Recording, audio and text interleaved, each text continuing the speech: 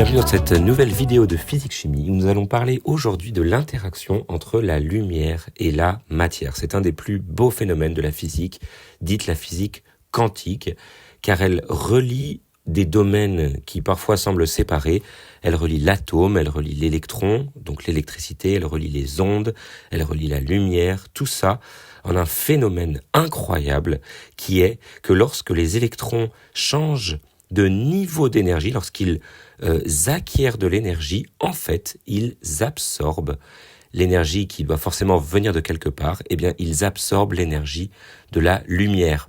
Et quand ils redescendent à un niveau d'énergie plus faible, eh bien, ils émettent de la lumière. On va tout de suite voir le type d'exercice qui peut vous être demandé en première spécialité physique-chimie. On va vous donner un diagramme qui va représenter les niveaux d'énergie possibles pour l'électron d'un atome. Donc, on va faire une flèche orientée vers le haut et on va mettre différentes valeurs qui correspondent au niveau d'énergie. Si vous voulez vous représenter ça de manière plus simple, vous pouvez imaginer que plus il y a de l'énergie, donc plus on se rapproche du haut de la flèche, plus l'électron est en fait éloigné du noyau. Même si dans la réalité, il s'agit davantage d'une énergie, mais c'est quand même crédible comme vision. Donc, nous représentons tous les niveaux possibles et l'électron va pouvoir avoir un de ces niveaux d'énergie. Il ne sera pas à deux endroits à la fois. Soit il aura une énergie de moins 13,6 électronvolts, soit il aura une énergie de moins 3,40, soit il aura une énergie de moins 1,51, etc., etc. Donc, il va commencer à moins 13,6. Ça va être une énergie. Alors, pourquoi on prend une énergie négative ? Ça aurait été plus logique peut-être de commencer après 0, au-dessus de 0. Mais de toute façon, ce qui nous intéresse dans l'énergie, c'est juste la différence entre deux niveaux. Donc, on a choisi cette échelle négative pour que, quand l'électron est arraché, il arrive à une énergie de 0. On arrive à 0, mais en soi, il faut juste voir ça comme une échelle où plus on va vers le haut, plus son énergie augmente. Donc, il commence à moins 13,6. Si de la lumière arrive, mais pas n'importe quelle lumière, et c'est ça qui va nous intéresser dans ces exercices, s'il a exactement la bonne lumière qui arrive avec la bonne longueur d'onde, donc entre guillemets la bonne couleur, alors il va pouvoir passer à un niveau supérieur. Comment relier alors la couleur de la lumière qu'on caractérise par la longueur d'onde avec le passage de niveau d'énergie, du niveau 1 au niveau 2 par exemple? Comment faire le lien entre ces deux choses ? Eh bien, c'est cette équation incroyable qui relie des domaines très différents de la physique-chimie, qui a été donnée par Planck. On l'appelle la relation de Planck, qui est que la variation d'énergie, lorsque la lumière arrive et fait augmenter l'énergie de l'électron, la variation d'énergie de l'électron est égale à H, la constante de Planck, fois la fréquence, donc qui est reliée directement à la couleur de la lumière.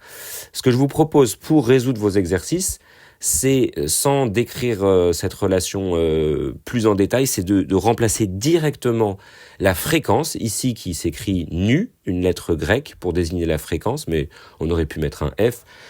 On remplace ça tout de suite par C sur lambda. Pourquoi ? Parce que c'est une relation qu'on pourrait décrire dans une autre vidéo si vous voulez, qui relie donc la longueur d'onde, la fréquence et la vitesse de la lumière. Vous pouvez voir dans d'autres chapitres ce type de relation qui relie ces différentes composantes d'une onde, ces différentes caractéristiques d'une onde. Donc ça nous donne que la variation d'énergie est égale à H, une constante, fois C, la vitesse de la lumière, qui est aussi une constante, divisé par lambda. Lambda qui est la longueur d'onde de la lumière. Donc si on pense que H et C sont des constantes, ça veut dire qu'il nous reste finalement deux variables dans cette équation, la variation d'énergie et la longueur d'onde. Et donc ils sont directement reliés. Quand on connaît l'un, on peut connaître l'autre. Donc prenons tout de suite un exemple. Imaginons par exemple donc l'atome d'hydrogène, parce que ce diagramme va être différent pour chaque atome. Imaginons un électron dans l'atome d'hydrogène qui était au niveau d'énergie moins 3,40 électronvolts. Et une lumière arrive, exactement la bonne lumière, pour faire passer l'électron au niveau d'énergie moins 1,51 électronvolts. Donc, on représente par une flèche ici pour dire l'électron a gagné de l'énergie, donc il est passé, il a monté sur le diagramme, il est allé au niveau moins 1,51 électronvolts. On aimerait savoir maintenant, mais quelle est la lumière, quelle est la couleur de la lumière qui a permis de faire ce changement ? On peut retrouver ça grâce à la relation. Regardez, on sait que la variation d'énergie est égale à HC sur lambda. Donc, autrement dit, si le petit lambda qui est ici, je le fais passer de l'autre côté du signe égal. Vous vous souvenez que quand une lettre passe d'un côté à l'autre du signe égal, ce qui était dans la division, ce qui était au dénominateur, passe au numérateur. Donc, ça devient une multiplication. Donc, on aura delta E fois lambda égale H fois C. On est content, lambda est au numérateur, c'est bien ce qu'on veut trouver, mais on aimerait se débarrasser de ce delta E qui représente la variation d'énergie, puisque on aimerait avoir quelque chose de la forme lambda égale. Donc, ce delta E, on va l'emmener avec nous de l'autre côté du signe égal, et cette fois, comme il était au numérateur, il va passer au dénominateur.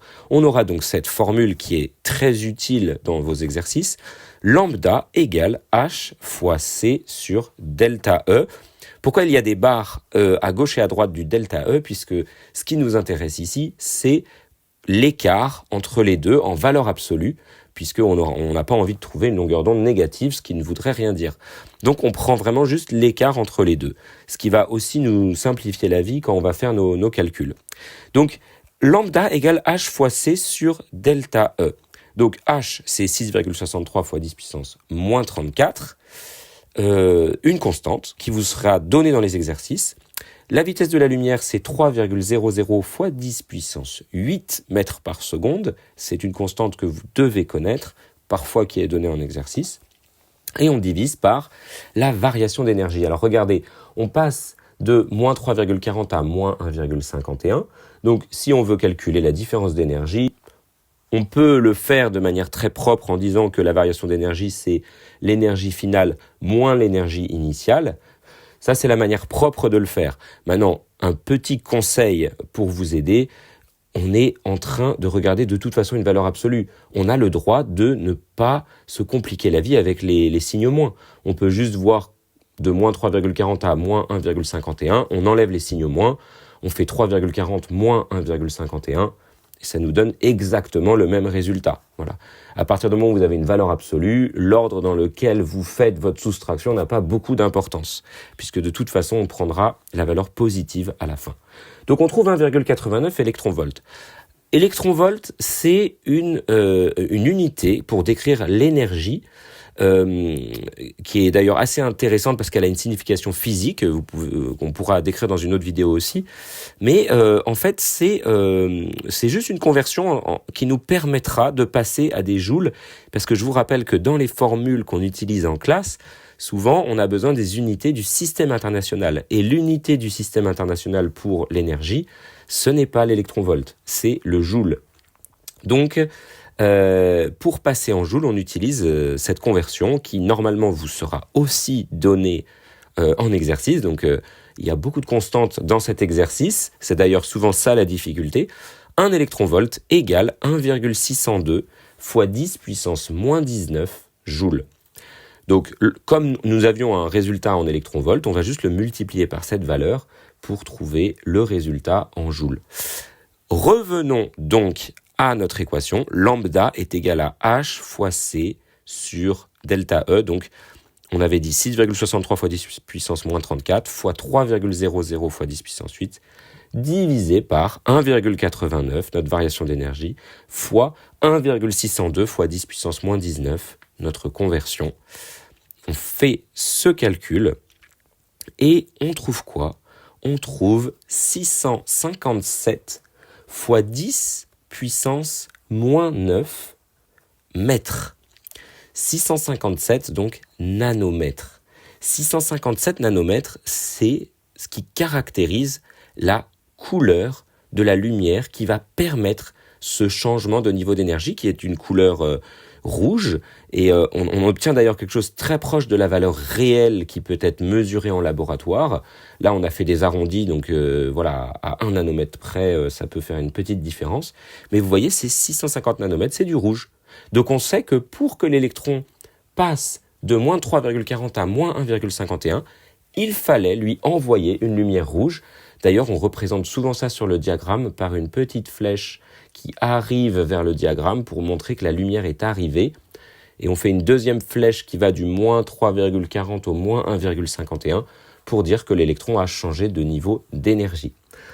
Le deuxième type d'exercice que vous pourrez avoir dans ce type de chapitre, c'est l'inverse. En fait, c'est un exercice où on vous dira voilà la lumière qui arrive sur un électron d'un atome, par exemple d'hydrogène, si on reprend cet exemple. Voilà la couleur de cette lumière. Quel sera le nouveau niveau d'énergie de l'électron ? Ou quel sera le passage de quel niveau à quel niveau l'électron va-t-il passer ? Et si vous prenez par exemple, on va reprendre exactement la même chose, on repart de 657. Donc on vous donne dans l'exercice une lumière de longueur d'onde 657 nanomètres. Et on vous demande de trouver l'énergie, la variation d'énergie. Eh bien, on reprend la formule qu'on avait déduite de la relation de Planck, notre formule initiale que vous devez connaître, delta E égale H fois C sur lambda.